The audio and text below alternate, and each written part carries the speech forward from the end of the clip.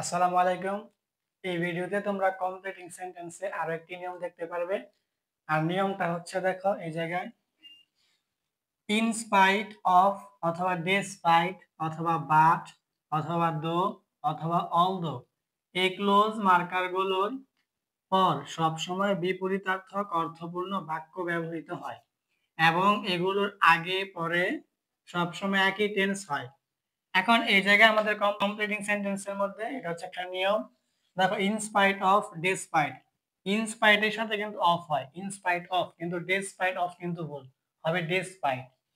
In spite of, despite, but, though, although এগুলো হচ্ছে close marker. এখন এগুলার পরে বিপরীত অর্থপূর্ণ বাক্য বসে এবং এগুলার আগে আর পরে সবসময় একই টেন্স হয়। এখন এগুলোর অর্থ কি দেখো, ইনস্পাইট অফ মানে সত্ত্বেও, বা ডেসপাইট মানে সত্ত্বেও, বাট মানে কিন্তু, দো মানে যদিও, অলদো মানে যদিও। ঠিক আছে, ইনস্পাইট অফ, ডেসপাইট এই দুইটার অর্থ হচ্ছে সত্ত্বেও, আর বাট মানে কিন্তু, আর দো অলদো এই দুইটার অর্থ হচ্ছে যদিও। এখন এগুলোর পরে বিপরীত অর্থপূর্ণ বাক্য বসে এবং এগুলোর আগে পরে একই টেন্স ব্যবহৃত হয়। দেখো এক্সাম্পল দিয়ে রাখছি। প্রথম এক্সাম্পলটা হচ্ছে in spite of being ill he joined the meeting. এখন in spite of being ill মানে অসুস্থ হওয়া সত্ত্বেও, হি জয়েন্ট সে যোগদান করেছিল, হি মানে সে, জয়েন্ট মানে যোগদান করেছিল, দা মিটিং মানে মিটিং এ, মিটিং মানে কি সাক্ষাৎকারে যোগদান করেছিল। তাহলে in spite of being ill he joined the meeting, অসুস্থ থাকা সত্ত্বেও সে কি মিটিং এ যোগদান করেছিল। এখন প্রথমত এই জায়গায় দেখো বিং আছে, এই বিং থেকে আমরা বুঝছি এটা পাস্ট টেন্স, এই জন্য এটাকে উত্তরটা পাস্ট টেন্সে করা হয়েছে। দেখো এই জায়গায় join, J O I N, এই জয়েন মানে কিন্তু যোগদান করা। এখন এই জয়েনের সাথে দেখো ইডি যোগ হয়েছে জয়েন্ট, ঠিক আছে, এটা হচ্ছে ভার্ব টু। এখন যেহেতু আগে এই যে পাস্ট টেন্স আছে, এই জন্য আমার এতটুকু পূরণ করতে হবে পাস্ট টেন্স দিয়ে। দেখো এই যে আন্ডারলাইন যে করা আছে এতটুকু আমার পূরণ করতে হবে, এতটুকু কিন্তু লেখা থাকবে না। এখন যেহেতু আমরা বিং বিং দেখে বুঝছি এটা পাস্ট টেন্স, এই জন্য পাস্ট টেন্সে পূরণ করা হয়েছে, হি জয়েন্ট দা মিটিং। এখন এই জায়গায় মূল বিষয় হয়েছে কি, এই in spite of, despite, but, though, although এগুলোর পরে বিপরীত অর্থপূর্ণ বাক্য বসে, মানে যেটা হওয়ার কথা ওইটা বিপরীত হবে। যেমন এইটার অর্থ দিতে হয় ইনস্পাইট অফ বিং ইল, অসুস্থ হওয়া সত্ত্বেও হি জয়েন দা মিটিং, সে মিটিং এ যোগদান করেছিল। ধরো কোনো একটা ব্যক্তির কোনো একটা নির্দিষ্ট তারিখে মিটিং এর মধ্যে যোগদান করার কথা, এখন যদি কোনো কারণে ওই ব্যক্তি অসুস্থ থাকে তাহলে কিন্তু ওই মিটিং এ যোগদান করার কথা না, তাহলে এটা কিন্তু সে যোগদান করছে, মানে যোগদান করার কথা না কিন্তু যোগদান করছে, বিপরীত অর্থ হয়েছে। ঠিক আছে, তো in spite of being ill he joined the meeting, অসুস্থ থাকা সত্ত্বেও সে মিটিং এ যোগদান করেছিল। এখন তারপরে দুই নাম্বারটা দেখো, despite his honesty nobody respects him, despite his honesty, his মানে তার, honesty মানে সততা, তার despite his honesty মানে তার সততা সত্ত্বেও, nobody মানে কেউ না, respects মানে সম্মান বা শ্রদ্ধা, him মানে তাকে। তাহলে despite his honesty, তার সততা সত্ত্বেও, nobody respects him, কেউ তাকে শ্রদ্ধা করে না। তাহলে প্রথমত আমরা জানি কি ডেসপাইট, এটার সাথে কি হবে, আমাদের বিপরীত অর্থপূর্ণ বাক্য বসবে। এখন আমাদের এতটুকু পূরণ করতে হবে যে আন্ডারলাইন যে করা আছে। এখন ডেসপাইট হিজ অনেস্টি, তার সততা থাকা সত্ত্বেও। এখন একটা মানুষ যদি সৎ হয় তাহলে সাধারণত কিন্তু তাকে মানুষ কে সম্মান করার কথা, শ্রদ্ধা করার কথা, কিন্তু এই জায়গায় হবে কি নোবডি রেসপেক্টস হিম, কেউ থাকে কে শ্রদ্ধা বা সম্মান করে না, কারণ আমাদের দেশ, দেশ, স্পাইট, ইনস্পাইট অফ এগুলোর পরে বিপরীত অর্থপূর্ণ শব্দ বসে। ঠিক আছে, এখন এই জায়গায় দেখো আমাদের পাস্ট টেন্সের কিন্তু কোনো ভার্ব বা পাস্ট টেন্সের কোনো চিহ্ন নেই, এটা হচ্ছে আমাদের প্রেজেন্ট টেন্স, এই জন্য উত্তরটা প্রেজেন্ট টেন্সে করা হয়েছে। এখন আমাদের এই জায়গায় রেসপেক্ট এটা হচ্ছে মূল ভার্ব, কিন্তু নোবডি এটা হচ্ছে থার্ড পারসন সিঙ্গুলার, এই জন্য রেসপেক্টের সাথে অ্যাজ হয়েছে। আমরা জানি থার্ড পারসন সিঙ্গুলার নাম্বার হইলে ভার্বের ভার্বের সাথে এস বা ইএস হয়। এখন নোবডি যেহেতু থার্ড পারসন সিঙ্গুলার নাম্বার, এই জন্য এস হয়েছে। ঠিক আছে, তাহলে আমাদের দুইটা শর্ত ছিল, প্রথমত বিপরীত অর্থ বোঝাবে, তাহলে বিপরীত অর্থ বুঝাইছে যে ডেসপাইট হিজ অনেস্টি, তার সততা থাকা সত্ত্বেও, নোবডি রেসপেক্টস হিম, কেউ তাকে শ্রদ্ধা বা সম্মান করে না, কারণ একটা মানুষ সৎ হলে তাকে সম্মান করার কথা কিন্তু সম্মান করে না, এই যে বিপরীত অর্থ বুঝাইছে। আর হচ্ছে এটা প্রেজেন্ট টেন্সে ছিল, প্রেজেন্ট টেন্সই হয়েছে। তারপরে এক্সাম্পলটা দেখো, he was not so brilliant but got GPA 5।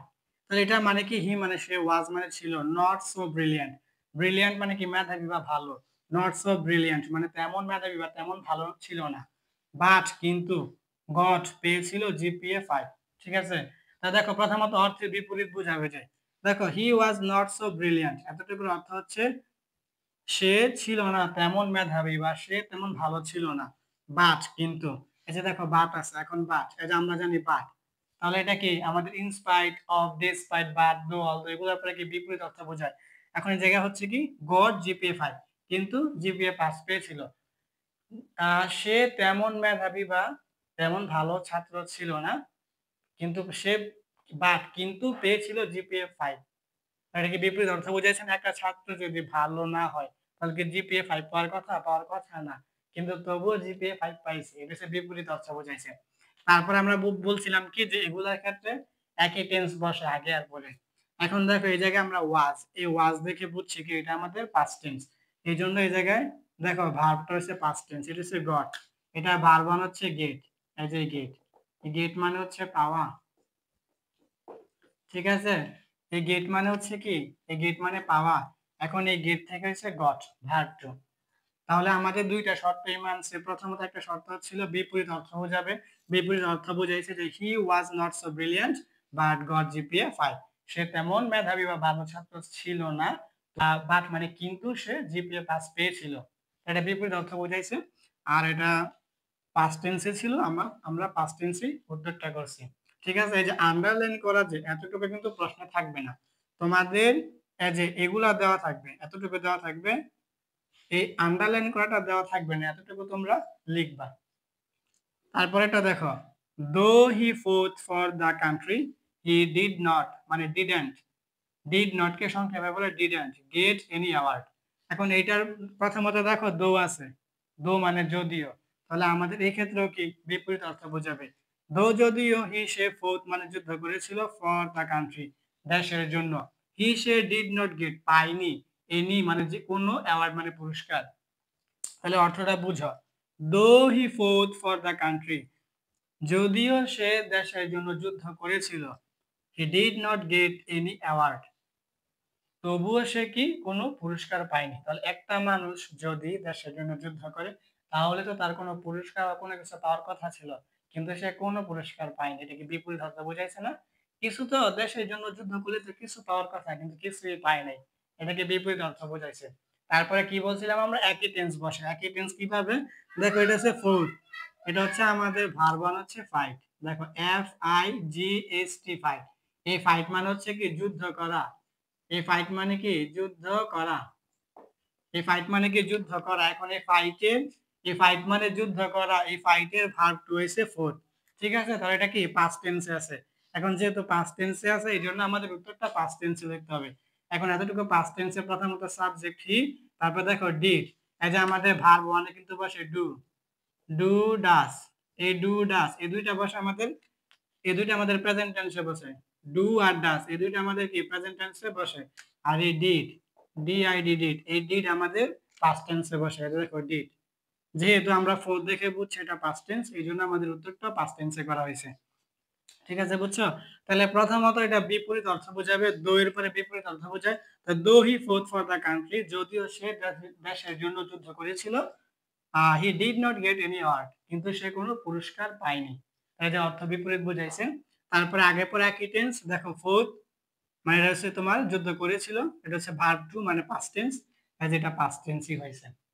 তবে সর্বশেষটা দেখো, অলদো, অলদো মানে যদিও, although Ashraf studied A lot he failed in the exam, এতটুকু, এতটুকু যে পরীক্ষায় দেওয়া থাকবে এতটুকু দেখে তুমি কি এতটুকু নিজে নিজে লিখতে পারবা।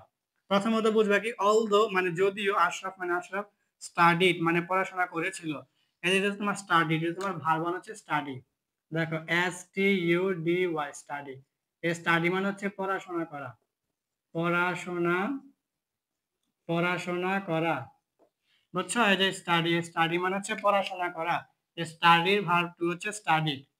অলদো যদিও আশরাফ, আশরাফ স্টাডিড মানে পড়াশোনা করেছিল এ লট প্রচুর। ঠিক আছে, এখন এতটুকু তো তোমরা পড়বা, পড়ে এতটুকু পূরণ করবা। ঠিক আছে, এখন এতটুকু যে পূরণ করবে, এখন তুমি জানো এই অলদো এর পরে কি বাক্য বসে। এখন তুমি দেখলা যে অলদো আশরাফ স্টাডিড এ লট, যদিও আশরাফ প্রচুর পরিমাণে পড়াশোনা করেছিল। অলদো মানে যদিও, আশরাফ মানে আশরাফ, স্টাডিড মানে পড়াশোনা করেছিল, এ লট মানে প্রচুর।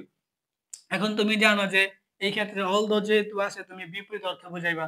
তাহলে তুমি এটা দিতেই পারো যে সে পরীক্ষা ভালো করতে পারেনি বা পরীক্ষা ফেল করছে, কারণ তুমি জানো এই ক্ষেত্রে বিপরীত অর্থ বোঝায় সে অনেক পড়াশোনা করেছে কিন্তু সে পরীক্ষায় খারাপ করছে বা পরীক্ষায় ভালো করতে পারেনি এমন। এখন তো তুমি এটা বাক্যটা সাজাই নিবে। এই জায়গায় আমি দিচ্ছি কি যে হি ফেইলড ইন দ্য এক্সাম। এখন আরেকটা, এটা তুমি বুঝছো যে অলদো আছে এই জন্য এতটুকু আছে যে অলদো আশরাফ স্টাডিড আ লট, যদিও আশরাফ প্রচুর পড়াশোনা করেছিল সে পরীক্ষায় ফেল করছে বা পরীক্ষায় ভালো করতে পারেনি, পরীক্ষায় খারাপ করছে, এটা বুঝছো। কিন্তু টেন্সটা খেয়াল রাখতে হবে যে এটা কি টেন্সে দেওয়া আছে। দেখো স্টাডিড আমি কিন্তু দেখাইছি, স্টাডি হচ্ছে ভার্ব ওয়ান মানে পড়াশোনা করা। এখন এটা হচ্ছে স্টাডিড মানে ভার্ব টু মানে পাস্ট টেন্সে আছে। এখন যেহেতু তোমার পাস্ট টেন্সে আছে, তোমার কি উত্তর পাস্ট টেন্সে করতে হবে। এখন দেখো সাবজেক্ট হচ্ছে হি, তারপরে ফেইল্ড, এটা কিন্তু ভার্ব ওয়ান হচ্ছে ফেইল। আর দেখো F A I L fail, এই ফেইল মানে কি ব্যর্থ হওয়া, এই ফেইল মানে কি ব্যর্থ হওয়া বা ফেল করা। এখন এই যে এই দ্বিতীয় ক্ষেত্রে হচ্ছে তোমার কি ফেইলড মানে ভার্ব টু, ফেল করেছিল ইন দা এক্সাম পরীক্ষার মধ্যে, ঠিক আছে। তাহলে অলদো আশরাফ স্টাডিড এ লট, যদিও আশরাফ প্রচুর পরিমাণে পড়াশোনা করেছিল, হি ফেইলড ইন দা এক্সাম, সে পরীক্ষায় ফেল করেছিল। এখন তুমি এতটুকু দেখে খুব সহজেই বুঝবা যে আশরাফ যদিও অনেক বা প্রচুর পড়াশোনা করেছিল। এখন তুমি জানো বিপরীত একটা বাক্য বসাতে হবে। এখন তুমি লিখে দিলে সে পরীক্ষা খারাপ করেছে বা পরীক্ষায় ফেল করেছে, এটা তো বুঝাই যায়, অর্থ বুঝায়। কিন্তু তোমার খেয়াল রাখতে হবে টেন্সটা। এই যে স্টাডিড, এটা থেকে তুমি বুঝলে এটা পাস্ট টেন্স। এই যে আগেরটার মধ্যে ফোর্থ, ফাইভ থেকে ফোর্থ, এইটা দেখে তুমি বুঝলে এটা পাস্ট টেন্স। পরে এই জায়গায় ওয়াজ দেখে বুঝলে এটা কি পাস্ট টেন্স। এগুলো দেখে বুঝতে হবে যে কি, ঠিক আছে। তাহলে এই এক্সাম্পল গুলোই ছিল তোমাদের কমপ্লিটিং সেন্টেন্স। এগুলো আসতে পারে যে ইনস্পাইট অফ, খেয়াল রাখতে হবে ইনস্পাইট এর সাথে অফ হয়, কিন্তু ডেসপাইট এর সাথে কিন্তু অফ হয় না। In spite of, despite of, but, though, although, এগুলো হচ্ছে ক্লোজ মার্কার। এখন এগুলো অর্থ হচ্ছে ইনস্পাইট অফ, ডেসপাইট অফ, এগুলো অর্থ হচ্ছে সত্ত্বেও, বাট মানে কিন্তু, দো মানে যদিও, অলদো মানে যদিও। এখন এগুলোর পরে বিপরীত অর্থ বসবে। এখন তোমরা যে অংশটুকু দেওয়া থাকবে এই অংশ তোমরা পরে বুঝবা, বুঝা পরে বিপরীত অর্থপূর্ণ একটা বাক্য বসাবা। কিন্তু খেয়াল রাখবা যদি এই জায়গায় পাস্ট টেন্স থাকে তাহলে উত্তরটা পাস্ট টেন্সে লিখবা, যদি প্রেজেন্ট টেন্সে থাকে তাহলে উত্তরটা প্রেজেন্ট টেন্সে লিখবা। এটা অনেক সহজ।